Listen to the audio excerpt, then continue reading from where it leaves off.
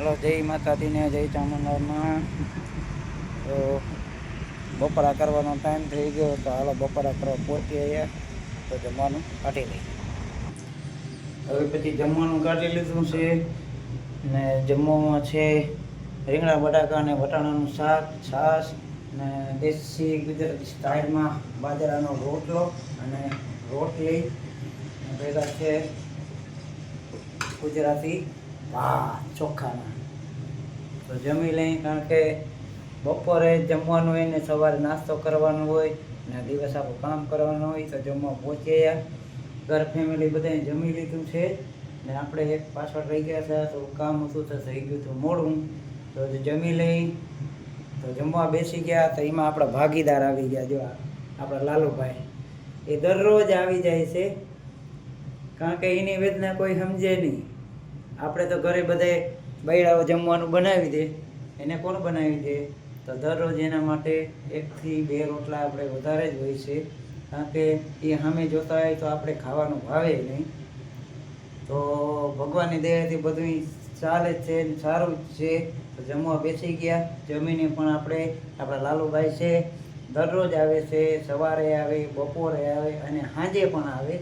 સાંજે જમી લઈને ત્યારે વધતા રોટલા, કોઈ શાક, કોઈ દાળ ભાત આપણે એને ખવડાવી, કારણ કે કૂતરાઓની વેદના સમજે નહીં. એ આપણે નિહાળો નાખીને બેઠા જ હોય કે ક્યારે એ લોકો આપણે ખાવાને દે. ને મારા ભૈડિયા છે ને એક ગલુડિયું છે, એક ગલુડિયું અડકાએ કૂતરીને મારી નાખ્યું. એક જ છે, એ દરરોજ ત્યાં રૂમમાં રહેશે. તો આપણે એને જમવાનો રોટલો લઈ જાય, રોટલી લઈ જાય. ક્યારેક દુકાને જઈએ ને તો આપણે એના માટે બિસ્કીટે લઈ આવી છીએ. તો બીજું કામ ધંધામાંથી ક્યાંય આપણે દાન કરી ન શકીએ. તો જો દરરોજ સવારે ચકલાને ચણ ખવડાવી, કૂતરાને રોટલો દે, એ મોટું પુણ્ય છે. ને ક્યારેક ગામે જતા હોય તો આપણે ગાયને લીલું ખવડાવી દઈએ, એ મોટું પુણ્ય છે.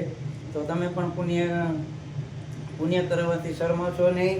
કૂતરાઓને, ચકલાઓને, બિલાડાઓને ને બધાને ખાવાનું આપજો. આપણે પણ આપીએ જ છીએ દરરોજ સવારે, બપોરે, સાંજે.